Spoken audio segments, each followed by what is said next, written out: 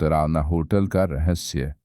एक बार 4 दोस्तों का ग्रुप अमित, नेहा, राज और सिमरन एक एडवेंचरस वीकेंड के लिए एक पुराने होटल में ठहरने गए। होटल एक प्राचीन बिल्डिंग में था जो एक डरावनी और खौफनाक जगह के रूप में जाना जाता था, लेकिन उन्होंने सिर्फ उत्सुकता के लिए यह निर्णय लिया और उन्हें किसी तरह का डर नहीं था।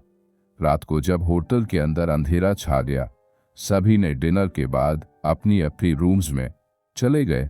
नेहा ने एक पुरानी डायरी के बारे में सुना जो होटल के लॉबी में रखी हुई थी और उसमें एक भूत के बारे लिखा हुआ था।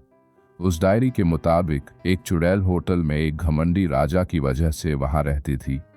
नेहा और राज ने सोचा कि वे डायरी पढ़ेंगे और वे लॉबी में चले गए। जैसे ही उन्होंने डायरी का पन्ना खोला, उन्होंने देखा कि एक पुराना फोटोग्राफ वहां छुपा हुआ था जिसमें एक भयानक महिला का चेहरा दिखाया गया था। रात के 12 बजे के आसपास अमित और सिमरन ने देखा कि उनके कमरे में अजनबी सी ठंडी हवा चल रही थी। उन्होंने सोचा कि यह पुरानी बिल्डिंग की खासियत है और इसे ज्यादा नहीं सोचा, लेकिन जैसे ही उन्होंने बेडरूम का दरवाज़ा खोला, उन्होंने देखा कि एक पुरानी घुंघरू वाली महिला की छाया वहां खड़ी थी। पहले तो उन्होंने सोचा कि यह बस एक दृष्टि है, लेकिन छाया ने उनकी तरफ तेजी से बढ़ना शुरू कर दिया।